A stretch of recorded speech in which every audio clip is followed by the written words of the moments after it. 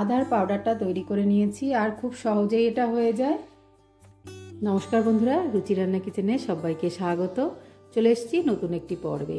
আর এই পর্বে আমি দেখাবো আদা কি করে সংরক্ষণ করে রাখতে হয়।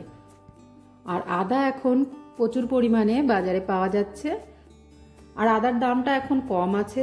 এই সময় যদি বেশি পরিমাণে আদা আপনারা এইভাবে সংরক্ষণ করে রাখতে পারেন, তাহলে পরবর্তী সময় যখন দাম বেড়ে যাবে এই আদার পাউডারটা আপনারা কাজেও লাগাতে পারবেন, আর বেটে নেওয়ার ঝামেলাও থাকবে না।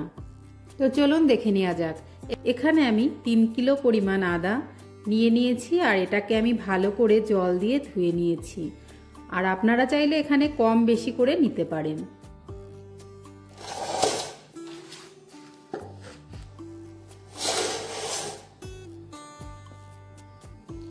এবার আদাটাকে এইভাবে একটু ছোট ছোট করে কেটেও নিতে পারেন, বা গ্রেটারের সাহায্যে গ্রেট করেও নিতে পারেন।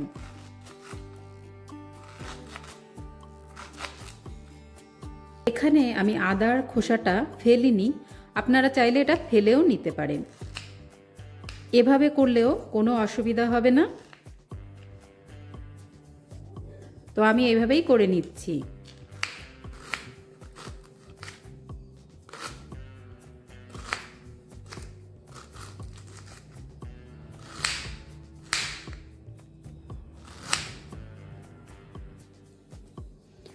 এভাবে করার পরে এইভাবে একটু ছোট ছোট করে নিতে পারেন, বা এইভাবে রেখে দিলেও হয়ে যাবে।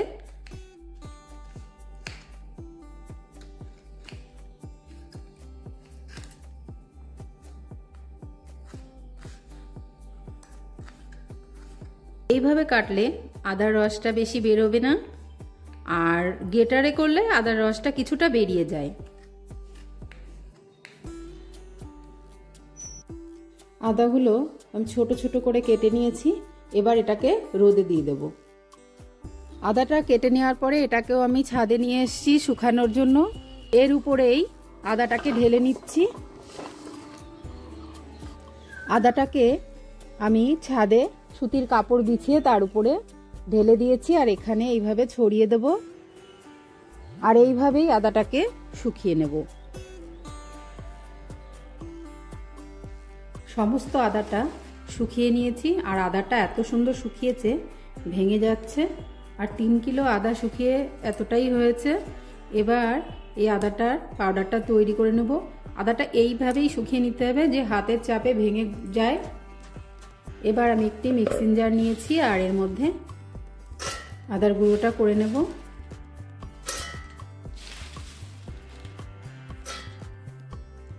একবারে হবে না, এটা আমি 2-3 বারে করে নিচ্ছি।